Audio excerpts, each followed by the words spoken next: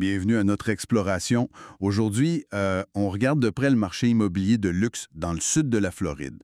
Oui. On fait ça à travers le profil d'un agent particulier, Bernard Poirier. On a son site web, du matériel promo, même quelques fiches de propriété. Mhm. Le but, c'est de décortiquer un peu son approche, comprendre ce que ça nous dit sur ce marché très haut de gamme, là.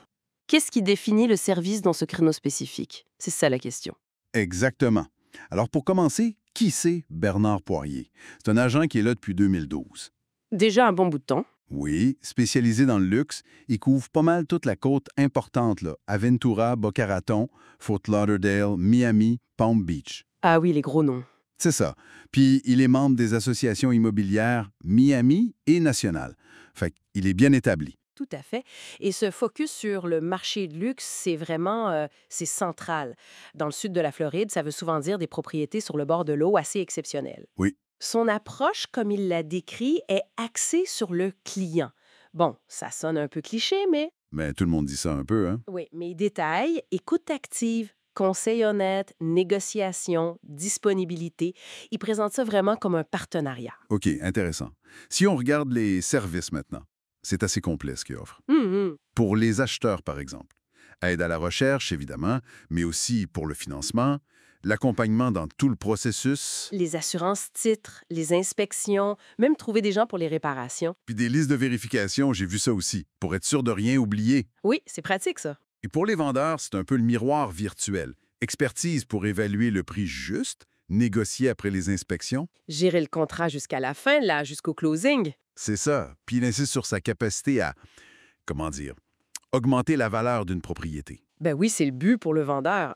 Mais ce qui ressort vraiment, je trouve, au-delà de ces services quand même attendus à ce niveau, Oui. c'est l'utilisation de la technologie pour le marketing et aussi la dimension internationale. OK, parlons technologie, création de sites web pour chaque propriété, ça on voit ça de plus en plus, médias sociaux aussi. Oui, mais c'est plus que ça, les visites virtuelles. C'est pas juste des photos 360. Ah non, quoi d'autre? Il part de promenades filmées en bateau le long de l'Intracoastal Ah oui. pour montrer l'accès à l'eau directe. Exactement.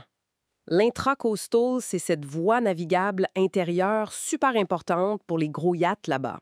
C'est pas juste un gadget. Ça vend le style de vie qui vient avec la maison. C'est très ciblé comme marketing. C'est astucieux.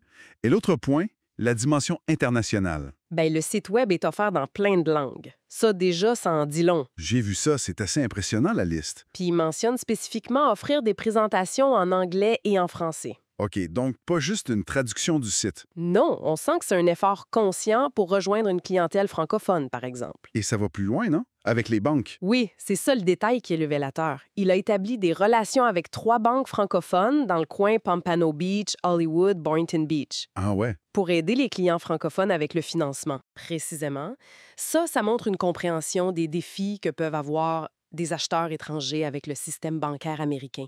Ça aide à bâtir la confiance. C'est primordial la confiance dans ces transactions-là, j'imagine. Absolument. On parle de millions de dollars, souvent des décisions prises à distance. Le facteur confiance est énorme. Chez nous, la confiance est primordiale. C'est une phrase qu'on retrouve. Justement, pour avoir une idée du genre de propriété, on a 2 exemples tirés des fiches MLS. Oui. Une propriété sur Aqua Vista Boulevard, Mhm. vendue 19,5 millions de dollars. Wow. Terrain d'exception, là. 1,14 acres sur une pointe de terre, avec 550 pieds de façade sur l'eau. Protégé pour les méga-yachts, style méditerranéen. OK, on est dans le très, très haut de gamme. Le waterfront pour les gros bateaux, c'est ça le nerf de la guerre. Et une autre listée, elle, à 21,5 millions, sur NE 28th Street. Encore une pointe sur l'intracoastal. Encore? Style moderne cette fois. Terrasse sur le toit, 2 piscines. 2 piscines. Ouais. Garage pour 6 voitures avec des élévateurs. 260 pieds sur l'eau. Bon, ben, ça donne une image assez claire, hein?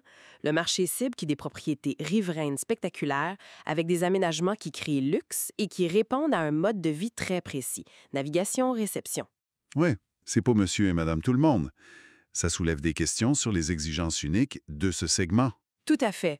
Faut vraiment comprendre ce que cette clientèle recherche. C'est pas juste des pieds carrés. Donc, si on essaie de résumer un peu, on a un agent qui mise sur quoi? Le luxe, le service personnalisé à fond. Oui, la technologie pour le marketing, mais de façon expérientielle, comme les tours de bateau. Et une portée internationale très ciblée, surtout le côté francophone avec l'aide au financement. Tout ça pour se démarquer. C'est une combinaison de facteurs. Et ça m'amène à une réflexion, pour conclure. Vas-y. Si on voit cet accent sur les visites virtuelles immersives, le soutien financier sur mesure pour l'international, quelle pourrait être la prochaine innovation? La prochaine chose qu'il faudrait pour attirer encore plus efficacement la richesse mondiale vers l'immobilier du sud de la Floride? Bonne question. C'est quelque chose à méditer, je pense.